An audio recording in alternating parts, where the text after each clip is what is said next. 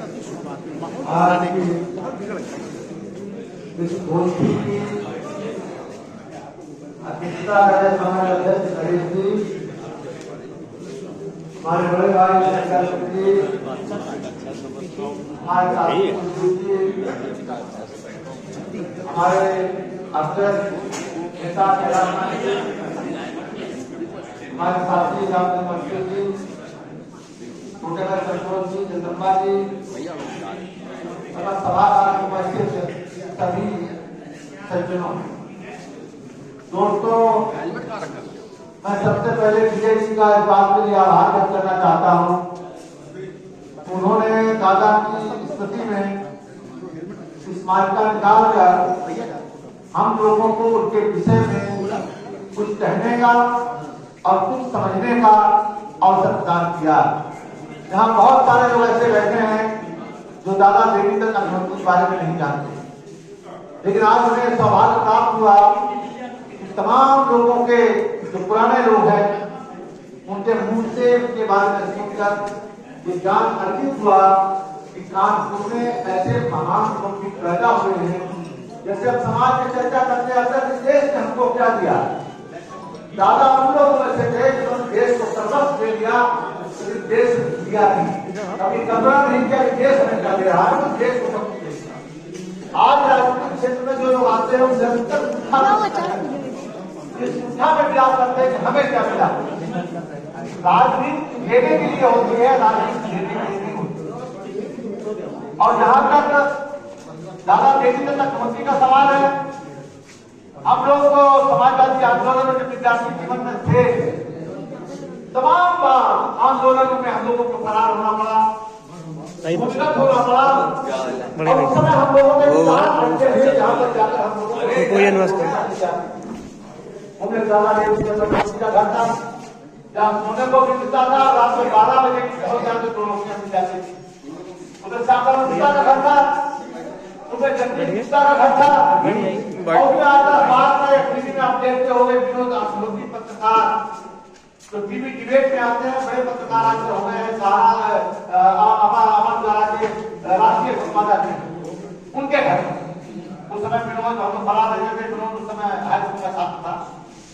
उनकी 4 जगह थी जहां हम लोग फरारी काटते थे और वहां पर जाकर 2 रोटियां हम लोगों को मिलती थी।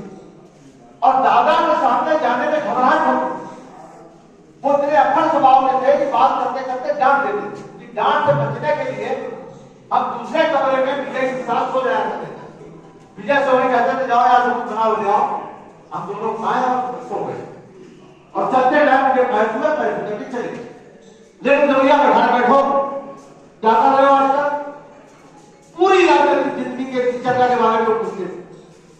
अब वहीं से हमारा इस परिवार के साथ ऐसा संबंध बना कि शायद हमारे सगे भाई से भी हमारा ऐसा संबंध नहीं होगा जितना संबंध हमारा विजय अग्निहोत्री के परिवार से है। दुनिया में लोग आते हैं चले जाते हैं, प्रगति का नियम है जो आया है वो जाएगा, लेकिन कुछ लोग ऐसे आते हैं जो जाने के बाद अपनी आदत सो जाते हैं। जाना सबको, लेकिन कुछ लोग ऐसे हैं जो इंसान हमेशा ध्यान रखता है, इंसान की खुशबू और इंसान की दुर्गंध वो इंसान के आगे चलती है। और अगर कोई आपकी निंदा कर रहा है तो ये मानकर चलना कि आपकी हैसियत बढ़ रही है। अगर आपकी हैसियत नहीं है तो कोई आपका नाम लेना भी पसंद नहीं करेगा। कभी भी निंदा से मत भुलाइए, क्योंकि जो भरा हुआ पेड़ होता है उस पर लोग पत्थर फेंकते हैं, दूसरे पेड़ पर कोई पत्थर नहीं फेंकता। दादा चले गए, अपनी यादें छोड़ गए, लेकिन हम भी कहना चाहते हैं वो जो कुछ देकर गए, आज तुम्हारा क्या है? लोग जा रहे हैं धीरे धीरे, जा रहे हैं धीरे धीरे, आज कोई नहीं जा। अब भगत सिंह की बात हम करते हैं जो 23 साल की उम्र में फांसी पर चढ़ गया, लेकिन अब भगत सिंह बनने के लिए को तैयार है। अब जो भी राजनीति में आ रहा है वो राजनीति में सुगंध फैलाने आ रहा है। बहुत कम लोग हैं जो राजनीति में सुगंध फैलाने के लिए आ रहे हैं। ऐसा नहीं है, समाज कभी भी विचारकों से खाली नहीं रहा और समाज कभी भी अन्याय और जुल्म के सामने झुका भी नहीं, ऐसे लोग रहे। आज देखा बिना नेताओं के कितना बड़ा आंदोलन किसान आंदोलन चला और पूरी भारत सरकार को झुकाया कि आंदोलन की ताकत है। आंदोलन न कभी मरा है न कभी मरेगा। नेता अगर कहते हैं अगर बच्चों में सब नेता भ्रष्ट हो गए तो इसका मतलब पूरा समाज भ्रष्ट हो गया। पूरा समाज भ्रष्ट नहीं है, हम भ्रष्ट हैं, हम भ्रष्ट हो सकते हैं, आप भ्रष्ट हो सकते हो, लेकिन समाज में भी ऐसे लोग हैं जो जुल्म के खिलाफ सीना खोलकर लड़ते हैं और वो जेल जाने की परवाह नहीं करते।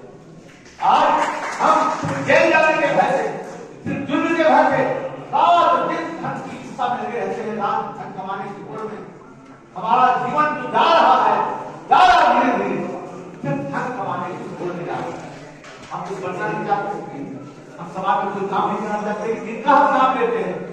याद रखना 1950 कांग्रेस पार्टी के अंदर दो धड़े थे, एक समाजवादियों का था, कम्युनिस्टों का था, क्रांतिकारियों का था और अम्बेडकर जी को मानने वालों का था। तमाम लोग आजादी की लड़ाई में रहे, अम्बेडकर जी आजादी की लड़ाई में नहीं, तमाम नेता ऐसे थे जो आजादी की लड़ाई में नहीं थे, लेकिन गांधी जी का बड़ा मन था। जब देश आजाद हुआ तो उन्होंने हिंदू महासभा के नेता श्यामा प्रसाद मुखर्जी को विमुक्त करता था। उन्होंने बाबा साहब अम्बेडकर को संविधान बनाने का न्योता दिया, जबकि बड़े जवाहरलाल नेहरू, वल्लभ भाई पटेल नहीं चाहते थे कि इनको अम्बेडकर जी को संविधान बनाने दिया जाए। कहते थे तो आप लोग गाली बकते हैं। बड़े नेहरू ने कहा गाली बापू ये तो आपको गाली बकते हैं, उन्होंने आपको उन्हें गाली बकते हैं, देश को गाली नहीं। आज अम्बेडकर जी को अब संविधान सभा के चेयरमैन बनाए गए, सम्मानित चेयरमैन बनाए गए और उसका बनाया हुआ संविधान उस समय समाजवादियों के सबसे बड़े नेता पंडित जवाहरलाल नेहरू से बात याद रखना। ये बात का पता चलना कि नेहरू के हम कट्टर विरोधी थे, नेहरू नेता थे समाजवादियों के। और 34 में कांग्रेस पार्टी के जब अध्यक्ष जवाहरलाल नेहरू बनाए गए तो विदेश सचिव कौन बना था? 20 साल की उम्र में डॉक्टर राममनोहर लोहिया उस कांग्रेस के विदेश सचिव थे जो कांग्रेस पूरे देश में तूती बोलती थी। तब डॉक्टर जमाने का वही डॉक्टर लोहिया जब देश आजाद हुआ तो आचार्य नरेंद्र, जेपी कृपलानी, अशोक मेहता, कमला देवी चट्टोपाध्याय इन सबके साथ नेहरू के पास गया और कहा देश आजाद हो गया, 1934 का घोषणा